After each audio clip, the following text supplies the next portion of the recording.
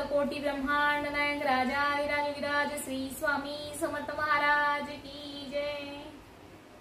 श्री स्वामी समर्थ तुमचं सगळ्यांचं स्वागत आहे चुपच्या चॅनलमध्ये वेळ फक्त स्वामीचे। तर आज आपण खूप महत्त्वाची सेवा अशी बघणार आहे, तर ती कोणती सेवा आहे तुम्हाला काहीच नाही करायचं। मला व्हिडिओ ह्याच्या आधी शेअर केलेला आहे, ह्या व्हिडिओवरती टाकलेला आहे, कदाचित नाही टाकलेला आहे, पण दर महिन्याच्या दुर्गाष्टमी आणि कालाष्टमीला जे आपले त्र्यंबक येथे तिकडे भैरव चंडीची पूजा केली जाते। म्हणजे महिन्यातून एक दुर्गाष्टमी असतो आणि एक कालाष्टमी असतो। तर ह्या दोन वेळेला जिकडे परमपूज्य गुरु मोरे दादा हॉस्पिटल बनत आहे तिकडे भैरव चंडी या म्हणजे तो सेवा तिकडे केली जाते, रुजू केली जाते। तर कालाष्टमी आणि दुर्गाष्टमी महिन्यातून दोन वेळा एवढी पब्लिक असते तिकडे। म्हणजे मी नाशिक मध्ये आहे, म्हणजे मला असं वाटतं की खूप लांबून लांबून प्रत्येक जिल्ह्यामधले लोक येऊन तिकडे सेवा रुजू करून जातात। तर आपण तर नाशिक मध्येच आहे, मग माझ्या घरातून हार्डली 1 तासाचा किंवा पाऊण तासाचा जर मी 2 व्हीलर वरती गेले तर पाऊण तासाचा रस्ता आहे इकडून। तर मी जाते अजूनपर्यंत मी एकही मिस केलेलं नाहीये। म्हणजे मी फेब्रुवारी पासून का जानेवारी पासून जाते मी, तर कालाष्टमीला मी तिकडे जाते। तर कालाष्टमी तुम्ही सुद्धा जा। 3-3, 5-5 हजारच्या 3-3 हजार 5-5 हजारच्या संख्येमध्ये लोक तिकडे उपस्थित असतात। तिकडे गेल्यावरती तुम्हाला एक तर असतो की तुम्हाला ना हवन करायला भेटणार आहे, त्यासाठी तुम्हाला 2,500 तुम्ही जर एकटे बसणार आहे तर 2,500 ची पावती तुम्हाला भरावी लागणार आहे। ती पण कशासाठी आहे की कारण प्रत्येकाला जर फ्री मध्ये केलं तर प्रत्येक जण म्हणणार की मला बसायचंय म्हणून तिकडे चार्जेस लावले गेलेले आहेत। म्हणजे 2,500 तुम्ही जर दिलं तर तुम्हाला हवनाला बसता येईल। आणि तुम्ही जर जोडीनं बसणार आहेत यजमान म्हणून तर तुम्हाला 5,000 ची पावती फाडावी लागणार आहे। म्हणजे तेव्हा तुम्हाला यजमान म्हणून तिकडे बसायचा सौभाग्य मिळणार आहे। आपण तुपाचा आहुती तिकडे देतो, म्हणजे तूप आणि तुपाचाच आपल्याला आहुती द्यायची असते तिकडे भैरव चंडीला। आणि फक्त तुम्हाला जर हरित द्रव्य पाहिजे, म्हणजे आपले जे गहू तांदूळ वगैरे जे हरित द्रव्य असतं त्याची जर तुम्हाला आहुती हे करायची आहे, त्याचा हवन जर तुम्हाला करायचा आहे तर त्याला फक्त 500 रुपये आहे। म्हणजे तुम्हाला 500 रुपये द्यावा लागेल, तेव्हा ते तुम्हाला एक द्रोण मध्ये ते हरित द्रव्य देतील आणि तुम्हाला स्वाहाकार धरायचा आहे। आणि तिसरा म्हणजे तुम्ही फक्त बसून दुर्गा सप्तशतीचा पाठ वाचन करायचंय, सेवा करायची आणि यायचंय। जर तुमच्याकडे असं वाटलं की नाही माझ्याकडे पैसा नाही, मी पैसे एफर्ट करू शकत नाही, देऊ शकत नाही, तर तुम्ही फक्त जा आणि दुर्गा सप्तशतीचे पुस्तक घेऊन जायचंय।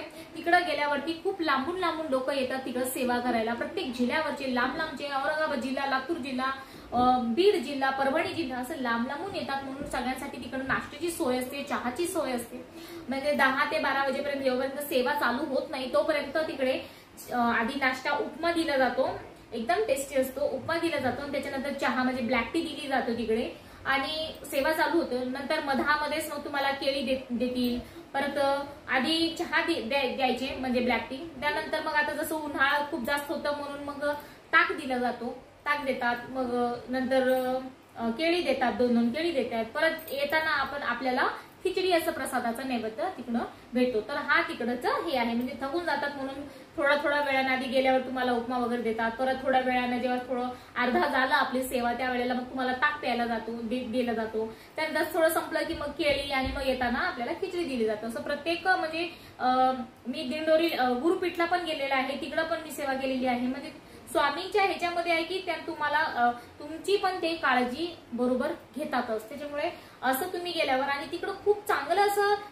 भैरव चंडी याद केलं जातं। म्हणजे तुमच्या घरामध्ये शत्रुनाश आहे, एखादं कार्य आहे, एका बिझनेस तुम्ही ओपन करायचा आहे, तुम्हाला चालवायचं आहे, किंवा बिझनेस तुम्ही विचार करताय की एखादं मला कार्य करायचं आहे पण त्याच्यामध्ये खूप अडथळे निर्माण होत आहे, तुम्हाला संतती प्राप्त होत नाही आहे, तुमचं वंश वाढत नाही आहे, तुम्हाला विवाहामध्ये अडचणी येतात, नोकरीमध्ये अडचणी येतात, प्रमोशन मध्ये अडचणी येतात, म्हणजे आयुष्यामध्ये जे काही तुमचे प्रॉब्लेम आहेत, शत्रुबाधा आहे किंवा बाहेरची बाधा झालेली आहे, भूतप्रेत पिशाचीची बाधा आहे, किंवा खूप जास्त आजारी आहे, कालाष्टमी म्हणजे जे तुमचं काल जवळ येत आहे तर त्या कालची पूजा केली जाते।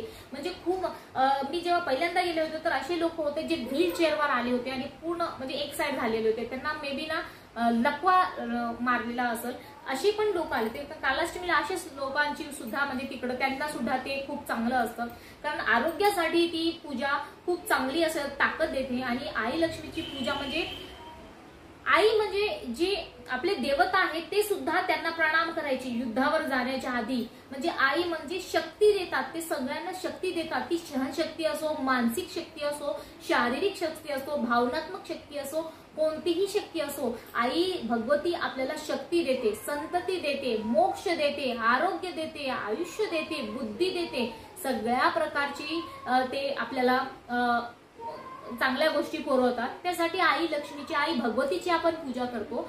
सगळे देव जे आहे युद्धावर जाण्याच्या आधी आई लक्ष्मीची, आई भगवतीचीच पूजा करायचं, कारण त्यांना शक्ती हवी म्हणून. म्हणजे आई भगवती एवढी स्वतः पॉवरफुल आहेत, म्हणजे देवतांना सुद्धा ते शक्ती द्यायचं, तर आपण तर कोण आहे मग. त्यामुळे आई भगवतीची सेवा करणे खूप खूप खूप गरजेचे आहे. मग तुमच्या आयुष्यामध्ये कोणतेही प्रॉब्लेम असेल तर मी खरंच सांगते तुम्हाला, मी गेलेली आहे, मी व्हिडिओ जर असेल तर टाकून देणार आहे मी तिकडे ह्याच्यावर. मी जाऊन आलेली आहे, खूप चांगलं मला अनुभव आलेला आहे.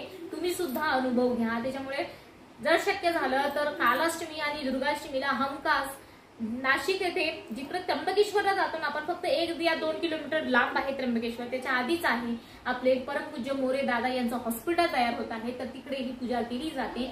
तर तुम्ही सुद्धा ह्या सेवेमध्ये भाग घ्या आणि त्याचा लाभ घ्यावा. तुम्ही फक्त एकदा येऊन जावा, त्याच्यानंतर तुम्ही स्वतः मला अनुभव तुमचा कमेंटमध्ये मला लिहून सांगणार आहे. खरंच मी सांगते तुम्हाला, एकदम तळकळीनं एकदम विनंती आहे तुम्हाला की तुम्ही एकदा तरी येऊन जा. पैसा नाही आहे तर नका करू, 500 रुपयाचा हरितद्रव्य नका घेऊ, 2,500ची पावती नका फाडू, पण तुम्ही फक्त येऊन पुस्तक वाचून जा. नक्कीच तुम्हाला आशीर्वाद भेटणार आहे. आणि जेव्हा तुम्ही सेवा करणार आहे तेव्हा आई भगवती ते साक्षात प्रगट होतील आणि त्यावेळेला तुम्हाला तुमची समस्या त्यांना सांगायची आहे की आई भगवती माझ्या आयुष्यामध्ये ही समस्या आहे, त्याचं निवारण करा. नक्कीच तुमचा समस्येचा निवारण होणारच आहे. हे लिहून घ्या तुम्ही. खरंच मला खूप अनुभव आलेला आहे, म्हणून तुम्हाला कळकळीनं मी सांगते की तुम्ही सुद्धा करा ही सेवा आणि मग अनुभव घ्या याचा. तर अशाच प्रकारचे चांगले व्हिडिओ बघण्यासाठी तुम्ही ह्या चॅनलला सर्वात आधी सबस्क्राईब करून घ्या. श्री स्वामी समर्थ. आणि हा, तो जो हॉस्पिटल बांधत आहे त्यासाठी आपण दान करू शकतो. आपण जनकल्याण योजनेचा जे फॉर्म आहे ते तुम्ही भरू शकता. गुगलवरती जाऊ शकता, तिकडे तुम्ही जनकल्याण योजना मोरे दादा हॉस्पिटल जर तुम्ही केलं तर लिंक येऊन जाईल, त्यावरती तुम्हाला इझिली कमी तिकडे 151 रुपये तुम्ही भरू शकता. म्हणजे एवढं मोठं हॉस्पिटल होत आहे गोर गरिबांसाठी, कदाचित आपल्यासाठी. तो मला नाही माहिती, मला फ्युचरमध्ये मलाच काहीतरी झालं तर मी तिकडे जाऊ शकते, मला नाही माहिती की माझ्यासोबत काय होणार आहे. त्याच्यामुळे 151 रुपये म्हणजे कमीत कमी तिकडे 151 रुपये आपण तिकडे डोनेट करू शकता. आणि ही जी रक्कम आहे 10 वर्ष तुमच्या अकाउंट मधून आपोआप कट होत राहील. तुम्हाला कदाचित कधी आठवण राहील, कधी आठवण नाही राहणार तिकडे देण्यामध्ये. त्याच्यामुळे हे ऑटो डेबिट होत राहील तुमच्या अकाउंट मधून. फक्त 151 रुपये मिनिमम आहे हे. ह्याच्यानंतर जास्त पण तुम्ही भरू शकता, 250, 200, 351, 551 असं. तर मिनिमम 151 रुपये तरी तुम्ही कमीत कमी तुमच्या ह्याच्यातून भरा. म्हणजे जे काही गोर गरीब लोकांची तिकडे सेवा होणार आहे, ट्रीटमेंट होणार आहे, तिकडे मेडिकल कॉलेज सुद्धा होणार आहे. म्हणजे आपल्यातलेच लोक जे मिडल क्लासचे लोक खूप टॅलेंट आहे तरी सुद्धा त्यांना पैसा खूप लागतो म्हणून डॉक्टर होऊ शकत नाही, त्यांचा पूर्ण स्वप्न होऊ शकत नाही, तर त्या लोकांसाठी तिकडं मेडिकल कॉलेज तयार होणार आहे. तर अशा चांगल्या कर्मामध्ये तुम्ही तुमचा पैसा गुंतवा, तर जेणेकरून तुमचा जे पैशाचा दोष आहे तो सुद्धा निघून जाणार आहे आणि पैशाची तुमच्या घरामध्ये बरकत होणार आहे. तर ह्या गोष्टी तुम्ही नक्कीच करून बघा, ह्याचा तुम्हाला खूप चांगला अनुभव येणार आहे. जनकल्याण योजनेचा फॉर्म नक्की भरा. एवढं मोठा जे गुरुमाऊलींचं स्वप्न आहे त्या स्वप्नांना पूर्ण करण्यामध्ये फुल नाही तर फुलाची पाकळी ह्याप्रमाणे आपण कार्य करूया. आणि 151 रुपयाची देणगी आपण दर महिन्याला त्या हॉस्पिटलला देऊया. काहीच नाही, 151 म्हणजे फक्त एक तेलाचा पॉकेट येतो. तर आपण जर दान दिलं तर एवढं मोठं काम होत आहे तिकडं, तर कुठं ना कुठं आपण आपल्या पुढच्या वंशाला सांगू की नाही, आपल्या पुत्राला, आपल्या मुलांना, त्यांना, आपल्या नातवांना, आपल्या नातवंडाला सांगू की नाही या हॉस्पिटलमध्ये मी सुद्धा काहीतरी माझा सुद्धा सहयोग आहे, म्हणून आपण गर्वाने सांगू शकतो. अशाच प्रकारचे तुम्ही नाही, जर अजूनपर्यंत जनकल्याण योजनेचा फॉर्म नाही भरलाय तर प्लीज तुम्ही भरून घ्या. माझ्यासाठी नाही, तुमच्यासाठी नाही, आपल्या पुढच्या पिढींसाठी आणि तो तशा गोरगरिबांसाठी प्लीज तुम्ही हे एवढं तरी करून घ्या. प्लीज चॅनलला सबस्क्राईब करू नका. आपण जनकल्याण योजनेचा फॉर्म नक्की भरा. श्री स्वामी समर्थ.